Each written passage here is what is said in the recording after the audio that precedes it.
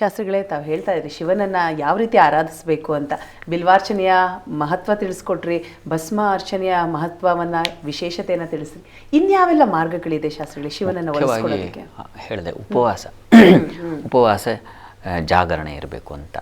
ಹೀಗಾಗಿ ಹತ್ತಿರ ಇರತಕ್ಕಂಥದ್ದು. ಮತ್ತು ಜಾಗರಣೆ ಅಂತಂದರೆ ರಾತ್ರಿಯೆಲ್ಲ ಎದ್ದಿದ್ದೇ ಆದರೆ ಸಿನಿಮಾ ನೋಡ್ತಾ ಇದ್ದೆ, ರಾತ್ರಿಯೆಲ್ಲ ಎದ್ದಿದ್ದೆ ಇನ್ನೇನೋ ತಲಹರಟೆ. ಇದನ್ನು ಮಾಡದೆ ಜಾಗರಣೆ ಅಂದರೆ ಜಾಗೃತರಾಗಿ ಶಿವನನ್ನು ಕುರಿತು ಜಾಗೃತಿ ಬೇಕು. ಶಿವನ ಕಥೆಗಳನ್ನು ಓದಿ, ಶಿವನ ಅಷ್ಟೋತ್ತರ ಓದ್ಕೊಳ್ಳಿ, ಶಿವ ಮಂತ್ರಗಳನ್ನು ಕೇಳಿಸ್ಕೊಳ್ಳಿ, ಅಥವಾ ಪಂಚಾಕ್ಷರಿ ಮಂತ್ರವನ್ನೇ ರಾತ್ರಿ ಇಡೀ ನಾನು ತಪಸ್ಸಿನ ಉಪಾಧಿಯಲ್ಲಿ, ಅವರೆಲ್ಲ ಸಹಸ್ರ ವರ್ಷಗಳ ಕಾಲ ತಪಸ್ಸು ಮಾಡ್ತಾರೆ, ನಾವು ಒಂದು ರಾತ್ರಿ ತಪಸ್ಸು ಮಾಡಲಿಕ್ಕಾಗಲ್ವಾ? ಇದನ್ನು ಮಾಡ್ತಕ್ಕಂಥದ್ದು. ಮತ್ತು ಶಿವನ ಕುರಿತಾದ ಯಾವ ಸ್ತುತಿಗಳಿದ್ದಾವೆ ಅವುಗಳನ್ನು ಹೇಳ್ಕೊಳ್ತಕ್ಕಂಥದ್ದು. ಶಿವಾಪರಾಧ ಕ್ಷಮಾ ಸ್ತೋತ್ರ ಅಂತ ಒಂದು ಸ್ತುತಿ ಇದೆ, ಇದನ್ನು ನೀವು 108 ಬಾರಿ ಹೇಳ್ಕೊಳ್ಳಿಪ್ಪ. ಸ್ತುತಿ ಸ್ವಲ್ಪ ದೀರ್ಘವಾಗಿದೆ, ಸ್ವಲ್ಪ ಲಾಂಗ್ ಇದೆ, ಅದನ್ನು ಹೇಳ್ಕೊಳ್ಳಿ 108 ಬಾರಿ ಮತ್ತೆ ಮತ್ತೆ ಮತ್ತೆ ಮತ್ತೆ ಹೇಳ್ಕೊಳ್ಳೋದ್ರಿಂದಾಗಿ ಅದರಂಥ ದಿವ್ಯವಾದ ಒಂದು ಮಾರ್ಗ ಇನ್ನೊಂದಿಲ್ಲ, ಅದನ್ನು ಹೇಳಿಕೊಳ್ಬಹುದು.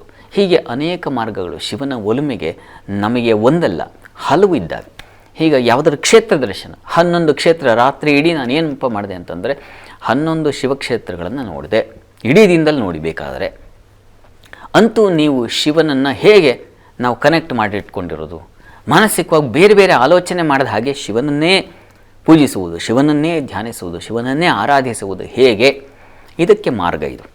ಹೀಗಾಗಿ ಶಿವನ ಪೂಜೆ, ಶಿವರಾತ್ರಿಯ ಜಾಗರಣೆ ಅಂತಂದರೆ ಶಿವನ ಆರಾಧನೆಯಲ್ಲಿ ನಮ್ಮನ್ನು ನಾವು ಸಂಪೂರ್ಣವಾಗಿ ಕಾಯ ವಾಚ ಮನಸ ತ್ರಿಕರಣ ಅಂತ ಕರೀತಾರೆ ಇದನ್ನು.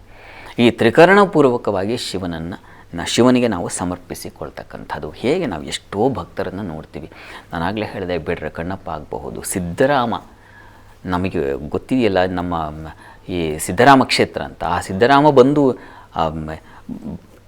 ತುಂಬ ವಿಸ್ತಾರವಾದ ಕಥೆ, ಸಮಯ ಇಲ್ಲ, ಆಗಲಿ ಮತ್ತೊಂದು ಸಲ ಯಾವಾಗಲೂ ಸಮಯ ಸಿಕ್ಕಾಗ ಮಾತಾಡೋಣ. ಅಷ್ಟೇ ಅಲ್ಲ, ನಮ್ಮ ಅಕ್ಕ ಮಹಾದೇವಿ ಇವರೆಲ್ಲ ಮಾಡಿದ ಪ್ರೀತಿ ಇದೆಯಲ್ಲ, ಬಸವಣ್ಣವ್ರು ಮಾಡಿದಂಥ ಪ್ರೀತಿ ಇದೆಯಲ್ಲ, ಇದೆಲ್ಲ ತುಂಬ ದೊಡ್ಡದು.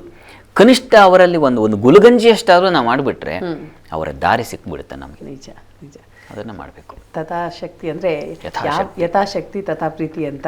ನಮ್ಮ ಶಕ್ತಿ ಎಷ್ಟಿದೆಯೋ ಅದೇ ರೀತಿ ದೇವರಲ್ಲಿ ನಾವು ಪೂಜಿಸ್ತಾ ಹೋದರೆ, ಭಕ್ತಿಯಲ್ಲಿ ಪೂಜಿಸ್ತಾ ಹೋದರೆ ಅಷ್ಟೇ ಸಾಕು ಅಂತ. ತುಂಬ ಧನ್ಯವಾದಗಳು ಶಾಸ್ತ್ರಿಗಳೇ, ಸಾಕಷ್ಟು ವಿಚಾರವನ್ನು ತಿಳಿಸ್ಕೊಟ್ಟಿದ್ದೀವಿ. ಸಾಕಷ್ಟು ವಿಚಾರ ಆಗಲಿಲ್ಲ, ಸ್ವಲ್ಪ ಹೇಳಿದ್ದೀನಿ. ಸರಿ. ಸರ್ವೇ ಜನಾಃ ಸುಖಿನೋ ಭವಂತು, ಸಮಸ್ತ ಸನ್ಮಂಗಳಾನಿ ಭವಂತು, ಎಲ್ಲರಿಗೂ ಶುಭವಾಗಲಿ. ಇದಾಗಿತ್ತು ಇವತ್ತಿನ ವಿಶೇಷ ಕಾರ್ಯಕ್ರಮ. ನೇರ ದಿಟ್ಟ ನಿರಂತರ ಸುದ್ದಿಗಾಗಿ ನೋಡ್ತಾ ಇರಿ ಏಷ್ಯಾನೆಟ್ ಸುವರ್ಣ ನ್ಯೂಸ್.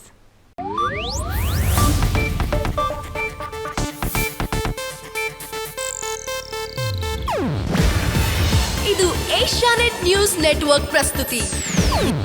ನೀವು ನೋಡ್ತಿದ್ದೀರಾ ಏಷ್ಯಾನೆಟ್ ಸುವರ್ಣ ನ್ಯೂಸ್.